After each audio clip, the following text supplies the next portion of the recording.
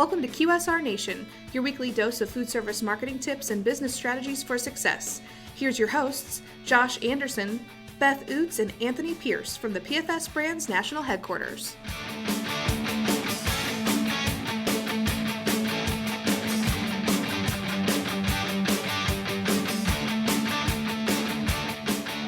Hey everybody, welcome back to QSR Nation, your weekly source of food service marketing and business strategies for success.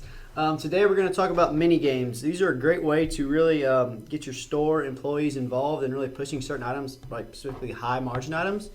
I know we've used these in the past pretty effectively.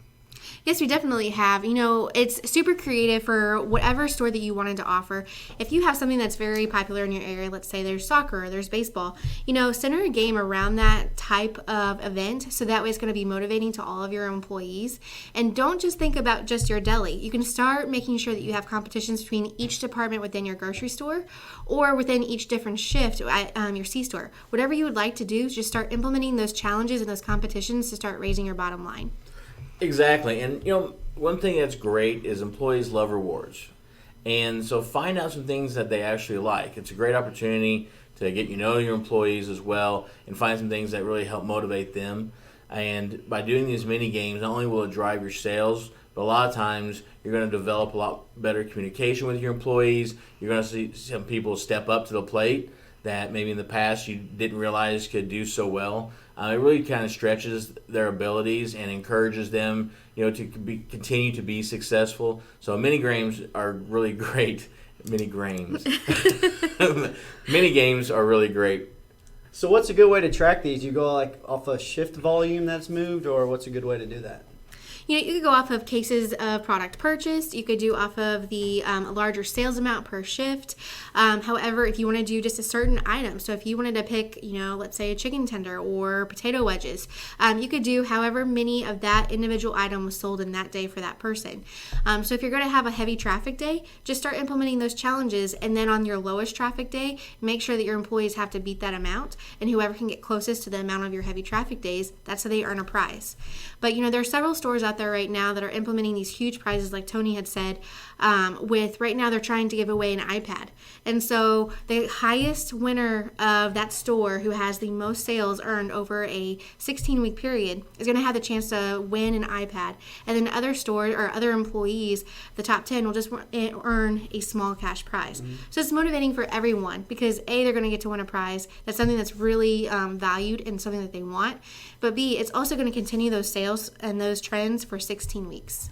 Another thing is, we've got other stores that are doing internal mini games that are doing cash prizes to the whole team. So as the store succeeds as a team, they win as a team. They lose as a team as well, though. So it's very motivating to have everybody on board, geared up and focused towards the upsell as their way they're approaching this. And we also have several people who own multiple units. And so they have multiple stores involved, pitting, store A against store B for, pride rights. One store has to pay for another store's prize if they lose. We've had as many as 7 or 8 stores involved in an inside mini game that they owned all of them. But then of course we do mini games for our Champs and Coopers locations as well as a company. So we've got everybody striving towards the same goal, focusing on the same things to really drive and be profitable and successful for all of us. And as we follow the great game of business at our PFS Brands headquarters, each one of us have our own game that we are trying to strive for and to be the best at. And so it's not just something that we're just trying to implement on all these other different customers, our Champs and Coopers. We're doing the exact same thing internally to make sure that we're motivated, that we're doing the best customer support. So if you ever have any ideas or questions about how we're implementing our own internal games, feel free to reach out to us and contact us because we'd love to be able to share those with you.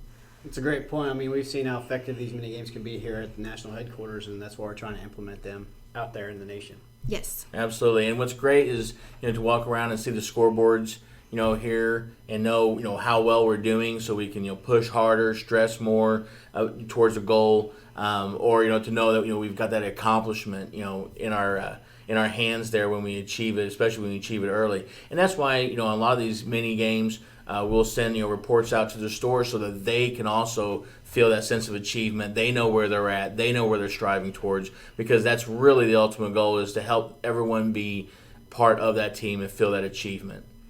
Yeah, they can really be the ultimate motivator. And if you guys have any questions about any mini games you can implement, you always reach out to us at mdf@pfsbrands.com. You guys, anything to wrap up mini games? No, just go get them. Competition is key. Absolutely. Have fun with it. All right, guys. Thanks for listening to this weekly episode of QSR Nation, and we'll talk to you next week. Stop by next week for another QSR Nation episode or visit pfsbrands.com.